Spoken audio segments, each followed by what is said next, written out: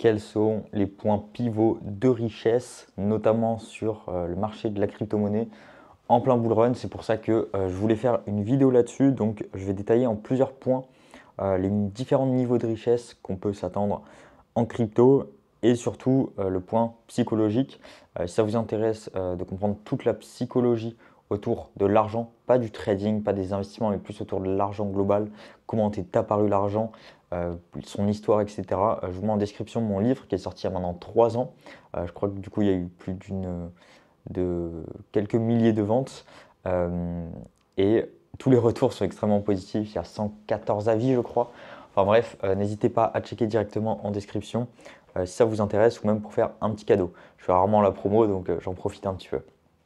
Alors, premier point, c'est si vous êtes. Alors, je vais parler de si vous êtes dans cette tranche ou bien si vous allez arriver dans cette tranche.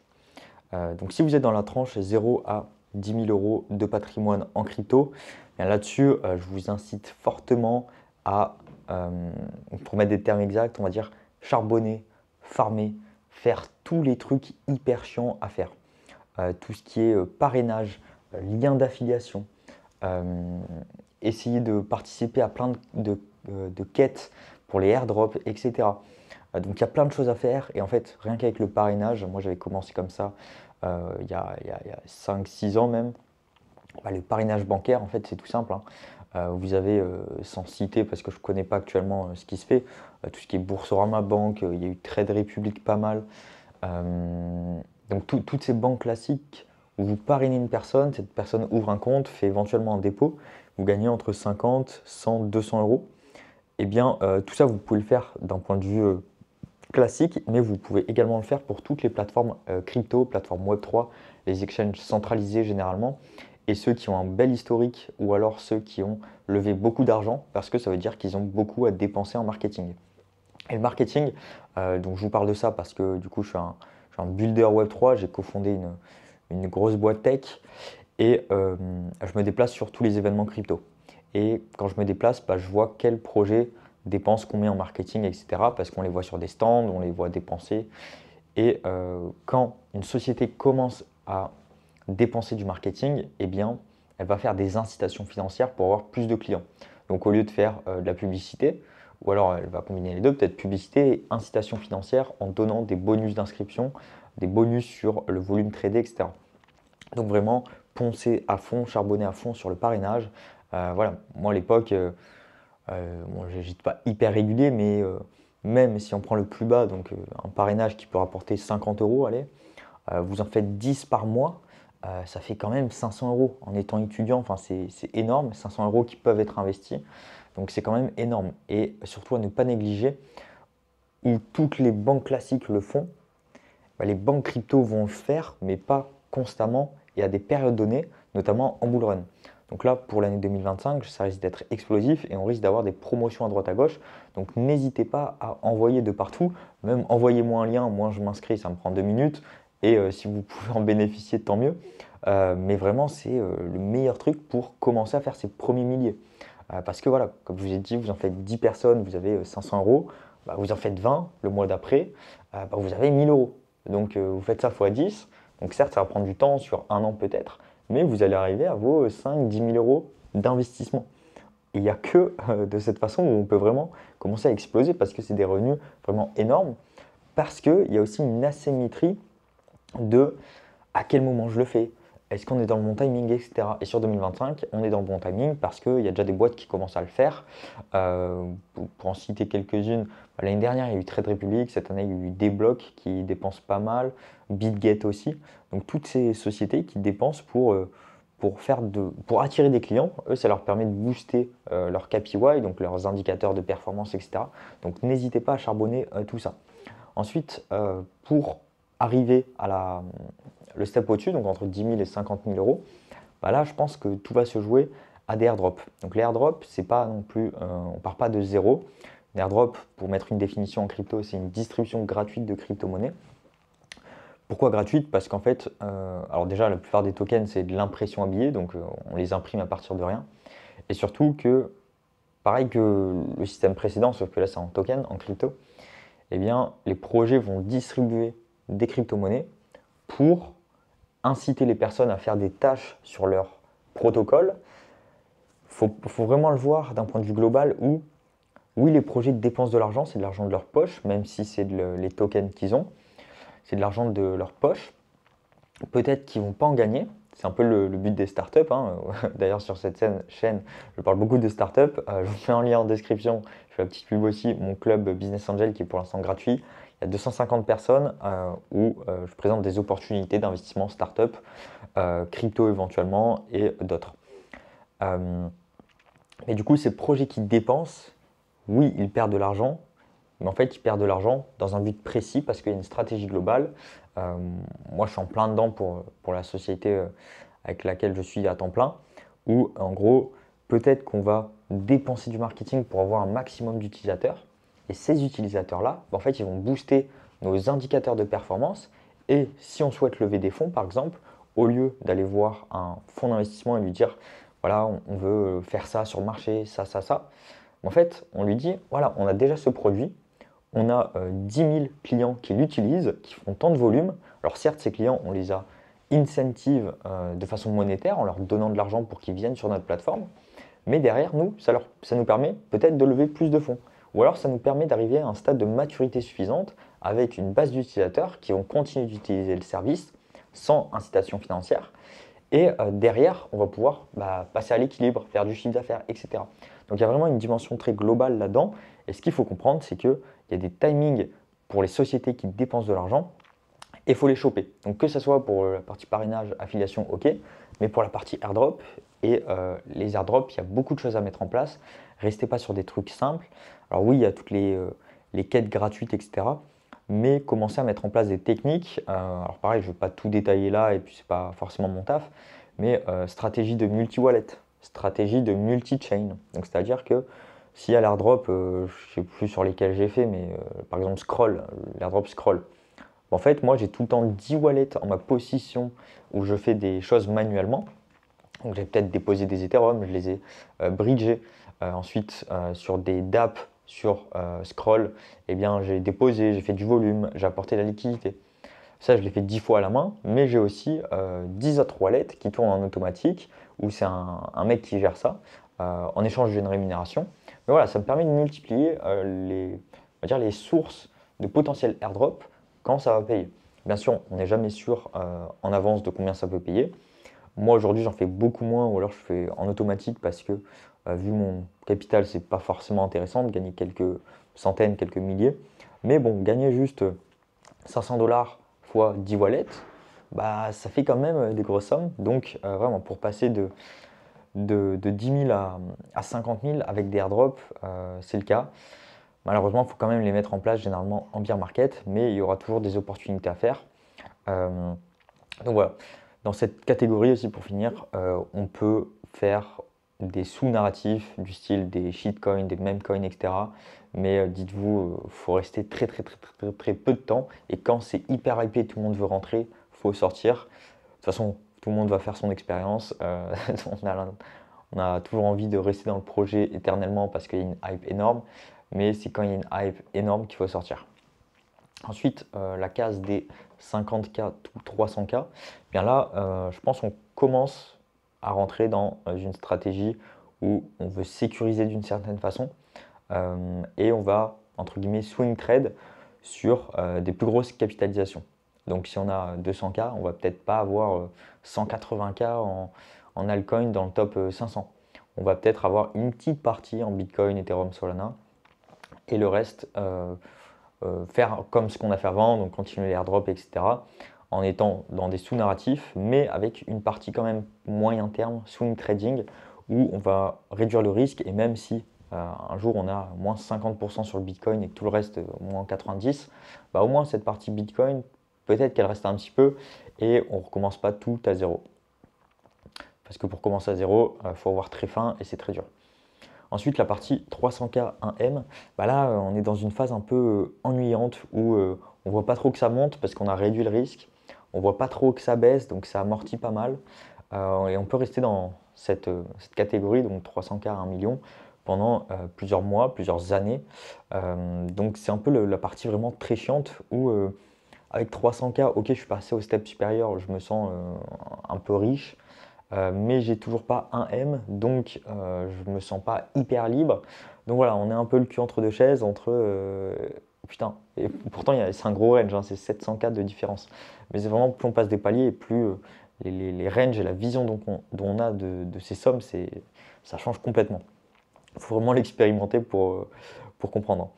Mais voilà, entre 300K et un M, bah, faut serrer les fesses, faut faire du swing trade de long terme, continuer des coups à droite à gauche d'airdrop, des choses comme ça, parce que, voilà, je prends mon exemple, airdrop Arbitrum, c'était il y a 2-3 ans, je sais plus, je crois que j'avais pris 28 000. Bah, en fait, si on a 300K, ça fait directement 10% en plus de notre capital. Donc, ne pas négliger et justement commencer à dépenser pour mettre en place bah, des bots automatiques, des choses comme ça. Euh, et ensuite, bah, arriver à un M. Alors, il y a ce fameux palier des 1 million où en allez, 2019, 1 million, c'était énorme. Aujourd'hui, bah, alors je n'ai pas les statistiques, mais je pense qu'il y a beaucoup plus de millionnaires aujourd'hui qu'en 2019. Tout simplement parce que l'inflation, donc l'inflation, c'est l'argent a été imprimé en masse. Et cet argent, il faut bien que ça aille quelque part. Donc ça va dans les poches bah, des plus riches qui s'enrichissent encore plus, mais des personnes qui arrivent à s'extraire d'un certain milieu précaire et qui arrivent à un certain stade d'enrichissement. Donc je pense que oui, il y a plus de millionnaires qu'en 2019, où voilà, 2019, ouais, t'as 1 million, wow, tu fais beaucoup de choses, hein, t'es le roi du monde, même sur de l'immobilier, enfin, t'as un extrêmement bel appart où tu veux, bien placé dans la plupart des villes. Tu peux avoir un truc secondaire, tu peux avoir une super car à 100-200 000 balles, et il te reste encore peut-être 400 000 balles pour l'investir à droite à gauche. Donc ça va. Mais aujourd'hui, bon, tu vas un appart correct, tu as dépensé 300 000, que ce soit dans les secondes capitales, Lyon, Marseille, Nice, etc. Tu veux une voiture avec les malus, n'en parlons pas, tu as un truc classique, tu vas payer 100K.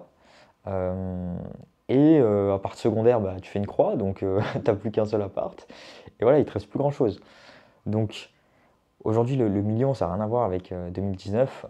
Il s'est passé que 4-5 ans, mais enfin, le pouvoir d'achat il a tellement diminué, c'est abusé. Pareil, les dépenses au restaurant et j'en passe, c'est n'importe quoi. Donc vraiment, ce qu'on faisait avec 1 million à l'époque, aujourd'hui, ça n'a rien à voir. Donc voilà, ce rêve de millionnaire en 2019, c'était très bien. Aujourd'hui, si on part purement financier, bah, c'est pas ouf, hein, j'ai envie de dire, tu commences à peine à rentrer dans la cour des grands. Mais le problème, c'est que si on reste en crypto avec un M, bah, ça peut vite descendre au palier d'en dessous. Donc on peut vite atteindre les 300K, les 500K. Donc c'est compliqué. Si on arrive à sortir un M de la crypto, là oui, on rentre un petit peu dans une cour de on est confortable, on ne regarde pas forcément les prix. Ça dépend de votre vision, hein. Si vous avez lu mon livre, vous savez que moi je suis assez strict, mais je ne vais pas regarder les prix au magasin par exemple. Mais ouais, restaurant, etc., je fais quand même un minimum attention. Bon, je dépense pas, enfin je vais pas en boîte, je fais pas des trucs où les dépenses n'ont rien à voir avec la valeur perçue. Euh, Par contre, j'investis beaucoup sur moi-même, donc voilà, certains vont investir sur, on va dire, des alternatives externes pour s'éveiller, pour partir, pour échapper à leur vie. Moi, je préfère investir sur moi-même, que ça vienne de la partie interne de moi, où je peux m'épanouir d'une certaine façon. Euh, donc voilà, ça, je néglige pas dessus et je fais beaucoup de dépenses, hein, donc ça peut être des formations, des séminaires, et on parle en milliers d'euros généralement. À l'année, ouais, ça doit dépasser les 10, 15, ouais, 15-20K, je pense, max, en tout cas pour mon cas. Donc voilà, je néglige pas du tout cette partie. Mais voilà, sur certains points, en tout cas, on ne regarde plus nos dépenses. Sur certains, oui, toujours. Je sais qu'il y en a beaucoup. J'avais entendu un truc du style, ouais, moi j'ai atteint 300 000 de capital, donc je commence à voyager en business. Euh, ouais, moi je suis pas forcément d'accord. Alors, ça dépend de beaucoup de choses. J'ai déjà fait une fois, mais pour moi, ouais, si j'ai pas au moins un bon 30K qui tombe tous les mois en full automatique, revenu passif entre guillemets, ouais, je vais pas dépenser 3K en business, quoi. Enfin, surtout voilà, si on voyage tous les mois, ouais, 10% de nos dépenses juste pour un voyage, c'est compliqué. Enfin, juste pour le trajet, hein, c'est même pas un voyage. Donc, ça dépend si c'est vraiment loin ou pas. Mais ouais, ce genre de dépenses, en tout cas, pour moi, c'est pas encore concevable, acceptable, on va dire. Mais voilà, il y en a à partir de 300K, ils se font plaisir. Il y en a d'autres, ils vont attendre 1, 2, 3 M, peu importe. Mais voilà, un M aujourd'hui en 2025, on passe dans un certain stade de je suis confortable, je regarde moins les dépenses, mais je continue à travailler, je continue à mettre en place des investissements pour pas que ça retombe, parce que 1 M, ça peut retomber très très vite. Euh, le stade au-dessus, pour moi, voilà, c'est entre 3 et 5 M, où là, ouais, je pense que on a potentiellement sécurisé un M en IMO, un M en bourse, un M en obligation. Éventuellement, il nous reste la crypto. Plus on met en place des choses suivant votre secteur d'activité, que ce soit business ou autre, ou voilà, moi je travaille. Côté startup, j'ai pas mal d'investissements aussi. Donc j'ai des choses qui peuvent pop et me faire des accidents positifs de richesse où j'avais mis 10K et le truc il a fait x10, x20, bah, je ressors avec 200K. Donc je peux avoir voilà, des accidents positifs de richesse qui arrivent un petit peu à droite à gauche et qui pop. Donc voilà, avec 3-5M, en fait, on a sécurisé. Euh, Immobilier, ça permet de ne pas retomber à zéro potentiellement. Bourse, un peu plus agressif. Quelques obligations peut-être pour avoir des rendements faciles et se payer. Un côté crypto plus dynamique où on suit les capitaux, les mouvements des capitaux. Et puis le côté un peu plus business, startup où on essaye de lancer quelques projets à droite à gauche pour faire du cash et aussi nous procurer une certaine dopamine parce qu'arriver à ces sommes, bah, voilà, si on a de l'IMO qui tourne tout seul, bon, l'IMO, il y aura toujours des trucs chiants à faire. Si on a de la bourse, ça tourne tout seul. Mais du coup, on n'a plus trop cette dopamine de putain, j'étais en crypto, il y avait des sous-narratifs qui apparaissaient tous les 3 jours, il fallait que je fasse 7 airdrops, etc. Enfin, c'était hyper dopaminescent. Et puis, on n'a plus rien. Donc voilà, moi, ce range de 3 à 5 M, pour moi, ça reste, je pense, un peu la target aujourd'hui, hein, où c'était la target en 2019 1M. Bah, aujourd'hui, il faut aller un peu plus haut quand même. Et puis après, le stade au-dessus, bah, c'est quand on passe les 10 M et plus. Alors là, honnêtement, j'ai pas de vrai retour d'expérience, même autour de moi. C'est difficile de trouver des personnes qui en parlent sur la vision de l'argent qu'ils ont, la vision des dépenses. Euh, mais en tout cas, ouais, de ce que j'ai vu, il n'y a pas grand-chose qui change. Où, voilà, entre 3 et 10 M, 20 M. Alors oui, 20 M un peu plus, mais enfin, une fois qu'on passe ces stades, principalement 1 M puis 3, en fait, on se rend compte que voilà, l'argent, c'est pas la finalité. De toute façon, beaucoup de gens le disent, mais il faut le comprendre, et pour le comprendre, il faut l'expérimenter. Euh, et c'est pas du tout la finalité, c'est un outil pour faire des choses. Et en fait, suivant votre personnalité, comment vous vous explorez vous-même, vous pouvez très bien faire la même chose avec 500K et 5M, vous aurez le même niveau de bonheur, même peut-être le 5M un peu moins, parce qu'au final, plus on avance en capitaux et plus on a envie euh, de s'acheter des trucs, c'est normal. On a un outil, c'est l'argent, qui peut être soit investi, soit dépensé. Donc si on a fait suffisamment d'investissement, après on le dépense. Mais cette dépense, du coup, généralement, voilà, si on parle des grosses sommes, 50, 100K, plus, en fait les dépenses, les seules dépenses qui ont ces niveaux de prix, c'est des choses qui procurent de la dopamine rapide. C'est des choses qui vont procurer un bonheur externe, mais en aucun cas interne. Tout ce qui est interne à soi, ouais, ça peut être sport, nutrition, ça peut être euh, coaching, ça peut être psychologue, ça peut être yoga, enfin bref, tout ce que vous voulez, des expériences de vie, des retraites, tout ce que vous voulez. En fait, c'est pas un niveau financier extrême. On parle pas, enfin, dans ces trucs-là, ça n'existe pas de dépenser des 50 000 euros. Alors que 50 000 euros dans du externe, du style du matériel, voilà, des voitures, des montres, des voyages très très luxe. En fait, entre un voyage très très luxe à 50 000 et un voyage luxe à 5 000, bah, en fait, ici pour moi, c'est full matérialiste et c'est que pour apporter du bonheur d'un point de vue externe, mais plus de par ses ressentis et d'un point de vue interne. Donc, arriver à ce niveau de richesse, ça dépend de vous, mais honnêtement, il n'y a plus rien en interne qui est possible de faire avec ce niveau de richesse et ça ne sert à rien d'aller plus haut, en tout cas pour cette partie. Après, oui, ça sert d'une certaine façon à aller plus haut si on a une dimension familiale, si on a une dimension d'accomplir des choses qui demandent de l'argent. Je ne sais pas, vous avez un projet de vie de créer une barre d'immeuble en front de mer ou alors je sais pas, de créer un gymnase ou je ne sais quoi. Oui, là, il faut des capitaux. Mais en tout cas, d'un point de vue interne, il n'y aura pas grand-chose qui vous satisfasse plus. Donc voilà un petit peu sur ces niveaux de richesse et ce à quoi vous pouvez vous attendre. De toute façon, il faut expérimenter. L'argent, c'est un outil qui est un amplificateur de notre personne et on le voit uniquement quand on en a. Donc voilà, on a beau regarder à droite à gauche, l'argent, bonheur, etc. Tout le monde a son avis, peu importe. Il faut expérimenter, il faut le voir, ce que ça fait sur nous et ce qu'on a envie d'en faire aussi. Voilà, c'était une vidéo un peu plus philosophique, mais je pense que c'est important et je pense qu'elle est très early parce qu'il n'y a pas encore beaucoup de gens qui commencent à retirer de la crypto, mais voilà, n'hésitez pas à la regarder de nouveau une fois que vous serez sorti de la crypto, si vous arrivez à en sortir, parce que c'est important de faire le point et de dézoomer un petit peu tout ça.